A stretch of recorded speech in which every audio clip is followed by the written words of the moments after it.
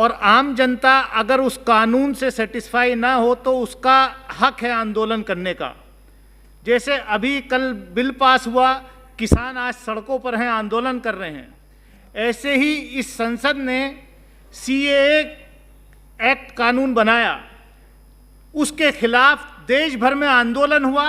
जामिया और JNU के काफ़ी छात्रों ने आंदोलन किया, लेकिन बदकिस्मती इस बात की है कि जिस तरीके से दिल्ली के अंदर और देश के अंदर शांतिपूर्वक आंदोलन करने वालों के खिलाफ UAPA जैसे आतंकवादी गतिविधियों में लिप्त रहने वाले कानून का दुरुपयोग करते हुए लोगों को जेल में भेजा है। जामिया के अलुमनाई एसोसिएशन के प्रेसिडेंट शेफाउर रहमान हो और दूसरे छात्र हो या प्रोफेसर अपूर्वानंद जैसे लोगों को दिल्ली पुलिस का स्पेशल सेल बुलाकर ग्रिल करता है, ये बहुत दुर्भाग्यपूर्ण है। मैं अध्यक्ष जी आपके माध्यम से आधा मिनट आपके माध्यम से सरकार से ये मांग करता हूं कि जो बेगुनाह लोग जेलों में बंद हैं उन्हें जल्दी से जल्दी छुड़वाया जाए, और चार्जशीट का जो समय होता है उसको नहीं फाइल कर रही है जानबूझ के दिल्ली पुलिस, जिससे कि ज्यादा से ज्यादा वक्त बिना ट्रायल के उन निर्दोष लोगों को जेलों में रखा जा सके, क्योंकि उनके खिलाफ कोई सबूत नहीं है। इसलिए मेरी आपके माध्यम से मांग है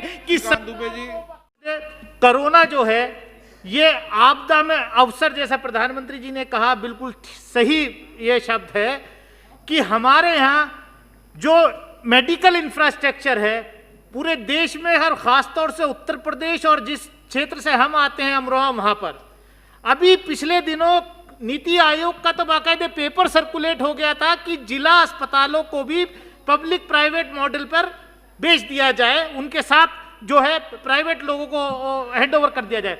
लेकिन आज क्या हो रहा है कि प्राइवेट हॉस्पिटल्स में कम से कम 8 लाख रुपए जमा कराए जाते हैं अगर कोई कोरोना पेशेंट जाता है इसी दिल्ली के अंदर। तो मेरी आपके माध्यम से मंत्री जी से गुजारिश है कि सरकारी अस्पतालों का इंफ्रास्ट्रक्चर जो है वो क्रिएट किया जाए, उसको बढ़ाया जाए। मैं आपके माध्यम से सिर्फ इतना ही कहूंगा, अभी सत्ता पक्ष के एक सांसद ने बहुत अच्छा भाषण किया, निशिकांत जी ने, अनेकताओं में एकता को बढ़ाने का ये मौका मिला है, सही बात है, ये मौका मिला है। लेकिन मेरी आपके माध्यम से अध्यक्ष जी गुजारिश है, बड़ा अफसोस हुआ जब एक जगह से, एक पॉइंट से, एक कम्युनिटी को टारगेट करके सरकार जो है आंकड़े बताती थी और पूरे देश को भ्रमित करने का काम किया कि ये कोरोना जो है ये तबलीगी जमात के लोगों ने फैलाया है। और मेरा सर शर्म से झुक जाता है जब इसी सदन के अंदर आज भी सत्ता पक्ष के सांसदों ने कहा कि 80% कोरोना इस देश में तबलीगी जमात के लोगों ने फैलाया है। मैं इस बात को आपके माध्यम से कहना चाहता हूं कि आप लोगों को माफी मांगनी चाहिए, चाहे तबलीगी जमात के लोग हों, चाहे तिरुपति के मंदिर में के प्रीस्ट को कोरोना हुआ हो, चाहे अयोध्या के मंदिर के प्रीस्ट को कोरोना हुआ हो, चाहे किसी मस्जिद या गिरजाघर के प्रीस्ट को कोरोना हुआ हो। बीमारी जो है वो मजहब देख के नहीं आती। और ये मेरा सर शर्म से झुक रहा है हिंदुस्तान की सबसे बड़ी पंचायत में कि हमने पूरी दुनिया के सामने अपना मजाक उड़वा लिया। हमने सब्जी को भी जो है मजहब के रंगों में बांट दिया, हमने बीमारी को भी मजहब के रंगों में बांट दिया। आप ये देश एकताओं में अनेकता का देश है, ये देश मिली जुली संस्कृति का देश है। हमें इस कोरोना का जो एक्ट ऑफ गॉड हुआ, जिसको माननीय फाइनेंस मिनिस्टर ने भी कहा, इससे हमें सीख लेनी चाहिए कि आने वाले वक्त में देश को कभी ऐसे बांटने की कोशिश नहीं की जाएगी। ऐसी संकट की घड़ी में पूरा कि जो लॉज हैं उनको पूरी तरीके से, अच्छी तरीके से इंप्लीमेंट कराया जाए, जो नहीं हो रहे हैं।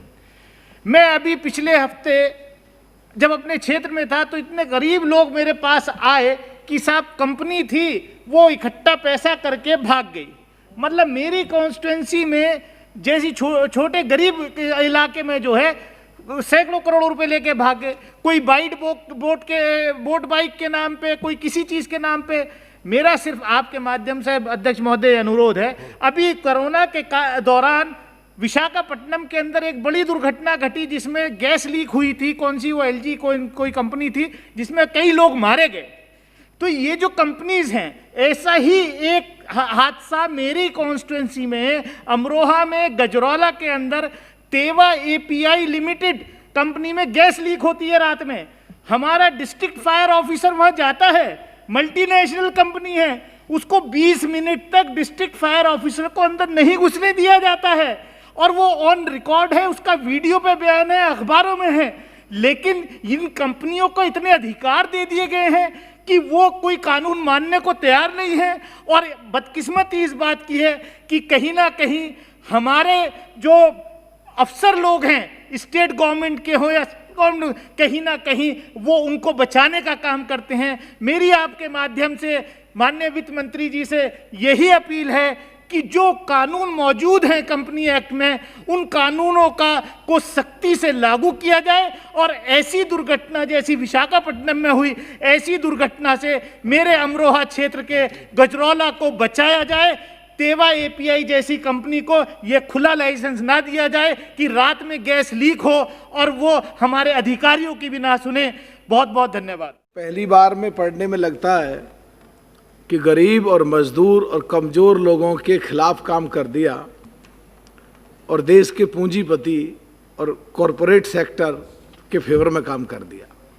लेकिन जब देखते हैं आज के माहौल को, जब देखते हैं कोरोना महामारी के बाद आर्थिक मंदी को, जब देखते हैं पूरे वर्ल्ड को, तो लगता है प्रधानमंत्री जी बहुत अच्छा सोच रहे हैं और हमारे वित्त मंत्री जी बहुत अच्छा सोच रहे हैं। जिन करोड़ों लोगों की नौकरी चली गई, अगर बिजनेस चलेगा और बिजनेस बचेगा, जो हमारे साथी शिवसेना वाले कह रहे थे, जब ही गरीब लोगों का कोई नौकरी मिल सकती है, जब ही चीज़ें आगे बढ़ सकती हैं। जितने भी अमेंडमेंट करें, लोगों का काम है कहना, विपक्ष के लोग, हम भी लोग, कांग्रेसी भी कहेंगे भी, पर ज़्यादातर लोगों के दो चेहरे हैं, दो तरह की चश्मे हैं, दो धारी तलवारें हैं।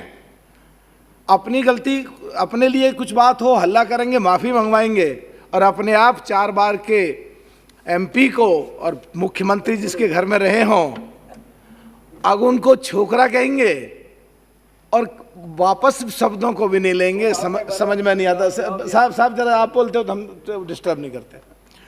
तो साहब मैं ये बात कहूँगा, वो तो कहेंगे ही, लेकिन जितनी भी छूट व्यापारियों को दी, कॉरपोरेट सेक्टर में दी, जितने भी अमेंडमेंट करे, उनका हम स्वागत करते हैं। लेकिन एक बात हम और कहना चाहते हैं, क्योंकि बम्बई और गुजरात की भाषा में इनकी में धंधा, दिल्ली की भाषा में बिजनेस, और उत्तर प्रदेश, बिहार, हरियाणा की भाषा में व्यापार, सब देश हित में बोल रहा हूँ। आज नई बात बोल रहा हूँ जो बात तक कभी हुई नहीं होगी, पक्की बात है। हाँ, तो उसको मैं करता भी हूँ और देखते भी हैं और समझते भी हैं। असलियत में है क्या कमी और कहाँ है, सरकार को उसकी तरफ ध्यान देना पड़ेगा। और रिसर्च अगर करे, या डॉक्टरेट की डिग्री है, कोई भी चीज़ जो आज सबसे बेहतर है, उस पर ध्यान रखना पड़ेगा। कांग्रेसी जब कानून बना रहे थे सोचते हमने बढ़िया बनाया, इन लोगों ने इतने अमेंडमेंट कर दिए हजारों में, ये सोचते हमने ठीक कर दिया। सब बिल्कुल एकदम काम की बात पा रहे हो साहब, बिल्कुल एकदम। तो असलियत में ये है कि एक ऐसा मंत्रालय बनाना चाहिए जो मंत्रालयों को कोऑर्डिनेट करे, और एक मंत्रालय जो दूसरे मंत्रालय को कानूनी रूप से मार रहा है। उदाहरण के तौर पे ये कॉरपोरेट पे ही आ जाते हैं, कंपनी पे ही आ जाते हैं, एनसीएलटी में जाते हैं, एक छोटा सा आदमी जाकर के पूरी कंपनी को डुबो देता, मार दिया पूरा कॉरपोरेट सेक्टर। कॉरपोरेट मिनिस्ट्री की ये सब्जेक्ट है। दूसरा फाइनेंस मिनिस्ट्री से संबंधित है, उन्होंने उनकी मंत्रालय इसको मार दिया कहीं पे। तो असलियत में ये है साहब, सब कंक्लूड कर रहा हूँ साहब, बस 1 सेकंड में कंक्लूड कर रहा हूँ। आपस में तालमेल बैठाने के लिए एक मंत्रालय का कानून दूसरे मंत्रालय के कानून को ना मारे, कितनी भी कोशिश कर लें और आगे ना बढ़ पाए, वहीं के वहीं खड़े रहें। अगर एक कोऑर्डिनेशन करने का बढ़िया तालमेल बैठ जाए, एक मंत्रालय दूसरे मंत्रालय को सपोर्ट करे, तो आने वाले समय में लोगों को रोजगार भी मिलेंगे, देश तरक्की करेगा, आर्थिक स्थिति देश की संभल जाएगी। और मोदी जी का सपना 5 ट्रिलियन का है, तो ही सफल हो सकता है, सफल नहीं हो पाएगा। बहुत बहुत माध्यम से अभी पीएम केयर्स फंड के बारे में चर्चा हुई थी, उस पर कहा गया कि एक पार्टी के सदस्य उसके मैनेजिंग कमेटी पे बैठे हैं। क्या माननीय वित्त मंत्री जी इस पे क्लैरिफिकेशन ये दें, क्या इस पे सभी नेशनल पार्टी के सदस्यों को इस पे बैठाया जा सके ताकि वो इस पे सुचारू रूप से इसका डिस्कशन कर सके? धन्यवाद। मैं कहना चाहूँगा कि आज पूरे ये किसान जो है, ये सभी को मालूम है कि इस देश की रीढ़ की हड्डी जो है वो किसान ही है, और हम सब उसके ऊपर अपना निर्धारित रहते हैं। आज एजिटेशन, अगर आप ये बिल लाए हैं, ऐतिहासिक बिल आप कहते हैं लेके आए, आप ये बिल लाए हैं, इसमें एजिटेशन अगर किसानों के बीच में हो रहा है तो क्यों हो रहा है? सिर्फ एक बात को लेकर हो रहा है कि ऐसा तो नहीं कि उनका मिनिमम सपोर्ट प्राइस जो उनको मिलता है वो मिलना बंद हो जाएगा। माननीय मंत्री जी ने ये बात कही, माननीय प्रधानमंत्री जी ने भी बात कही है, और अभी उनकी तरफ से जो भूपेंद्र यादव जी थे उन्होंने भी कहा कि ये मिनिमम सपोर्ट प्राइस ख़त्म नहीं होगा। लेकिन अगर ये मिनिमम सपोर्ट प्राइस आप कह रहे ख़त्म नहीं होगा तो इसका आश्वासन आपने दिया है, इसको अगर रूल्स में या एक्ट्स में ले आए होते तो शायद आज ये चर्चा दूसरी तरह से हो रही होती।